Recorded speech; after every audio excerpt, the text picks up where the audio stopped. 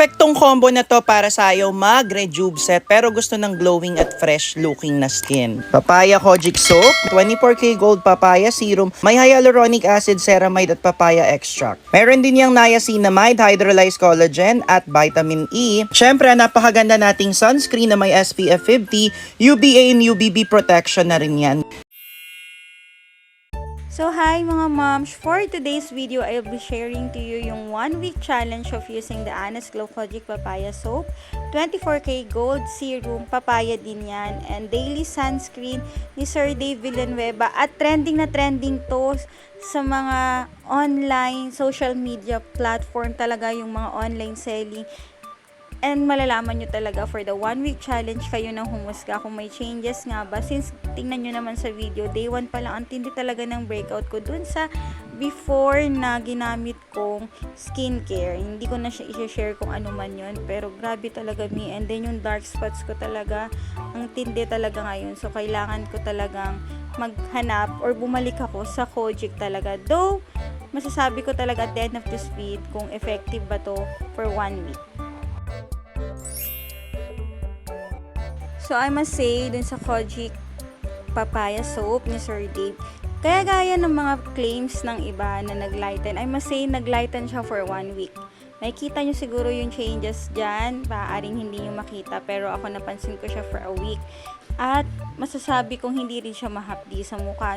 It's just a normal Kojic soap. So, kung i-rate ko siya mga maaaring 8/10, hindi rin matindi yung scent niya. Mabula siya. So, yung iba, effective siya sa kanilang body. Ang daming magagandang review sa soap na Kojic Papaya Soap nila. Then, sa kanilang 24K Gold Papaya Serum, oh my God, yung serum na to ata, yung nagsisi ako at bakit ngayon ko lang siya binili. And I must say, nagbili talaga ako, nag-restock ako ng marami ng serum nila dahil napakaganda nung sabihin na lang natin yung pagka-blend niya sa mukha. Ang ganda rin ng ingredients ng kanilang serum, at the same time yung effect niya, though hindi siya glass skin kagaya ng kiniklaim ng iba, ang ganda ng glow niya sa skin using the serum. Plus, pag ginamitan nyo pa ng daily sunscreen nila, oh my God, isa rin yung sunscreen na to.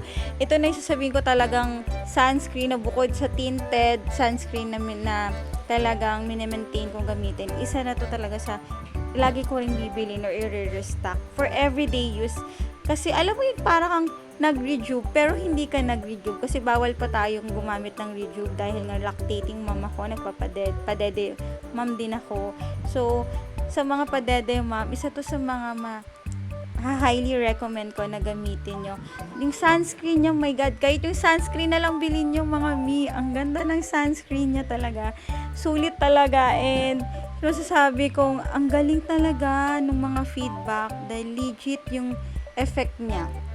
And this is disclaimer, this is not a paid endorsement. Wala po tayong bayad dito.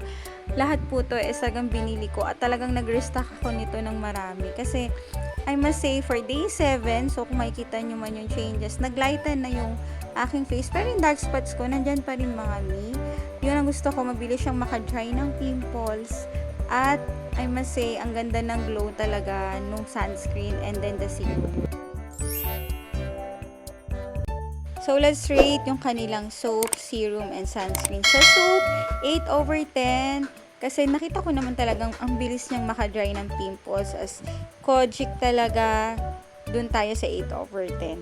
Sa sunscreen nila, oh my goodness, 1,000/1,000 to. The best tong sunscreen na to na pwede nyong i-maintenance and everyday use.